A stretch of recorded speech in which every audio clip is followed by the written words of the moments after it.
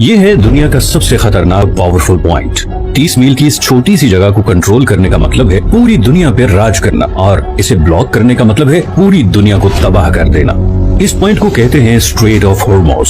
Straits असल में समंदर के ऐसे पतले हिस्से को कहते हैं जो दो बड़े समंदरों को जोड़ने का काम करते हैं। अब ऐसी क्या खुसूसियत है इस 30 मील की छोटी सी जगह में जो इसे इतना पावरफुल और इम्पोर्टेंट बनाता है? हमारी जमीन के 70% हिस्से पर समंदर हैं, और इन्हीं समंदरों के जरिए दुनिया की 80% ट्रेड होती है। किसी भी वक्त तकरीबन 50,000 समुद्री जहाज इन समंदरों को क्रॉस कर रहे होते हैं। लेकिन बदकिस्मती से इन समंदरों से गुजरना कोई आसान काम नहीं।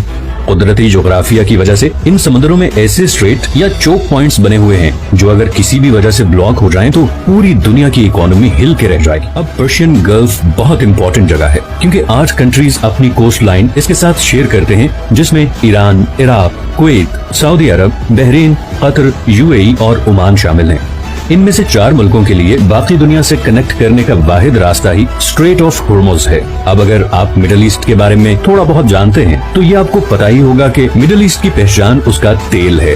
ये तेल आज भी हमारी दुनिया का सबसे बड़ा एनर्जी सोर्स है।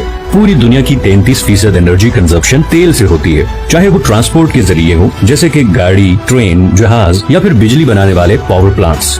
इन तमाम सेक्टर्स में 70% ऑयल इस्तेमाल होता है। अब ऑयल का मसला ये है कि ये दुनिया में बहुत कम जगहों पे पाया जाता है।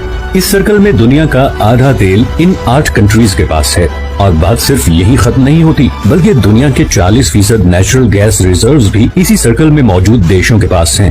अब नेचुरल गैस तेल और कोयले के बाद दुनिया का तीसरा सबसे बड़ा एनर्जी सोर्स है।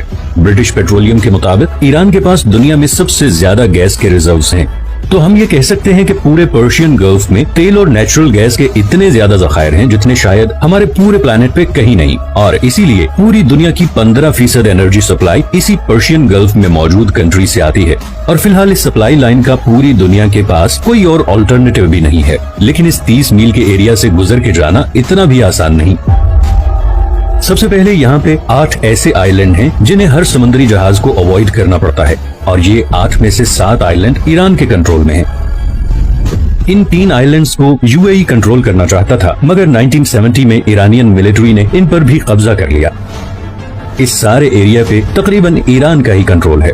दूसरा, ये जो रेड हाईलाइटेड एरियाज आप देख रहे हैं, यहाँ पर समुंदर कम गहरा है और ऑयल टैंकर्स के लिए यहाँ से गुजरना तकरीबन नामुमकिन है। इतनी मुशक्कत के बाद पर्शियन गल्फ से निकलने वाला मेजॉरिटी तेल ईस्ट एशिया की तरफ जाता है, जिसमें से 76% तो सिर्फ 5 कंट्रीज के पास जाता है।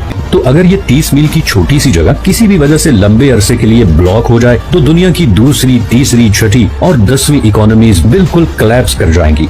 और इसी तरह पर्शियन गल्फ में मौजूद इन तमाम 8 कंट्रीज का सोर्स ऑफ रेवेन्यू भी खत्म हो जाएगा, और एज अ रिजल्ट पूरी दुनिया में एक जबरदस्त इकोनॉमिक क्राइसिस आ जाएगा। इसीलिए ये जगह दुनिया का सबसे खतरनाक और इम्पोर्टेंट चोक पॉइंट है, और इसीलिए दुनिया के सारे सुपर पावर कंट्रीज की इस पे कड़ी नजर होती है।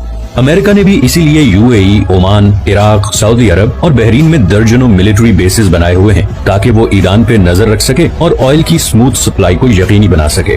दूसरी तरफ ईरान पहले ही किसी भी जंग की सूरत में कई दफा ये स्ट्रेट ब्लॉक करने की धमकी दे चुका है, और अगर ऐसा हो गया तो न सिर्फ ग्लोबल इकोनॉमी हिल के रह जाएगी, बल्कि ऐन मुमकिन है कि वर्ल्ड वॉर 3 की भी शुरुआत हो जाए।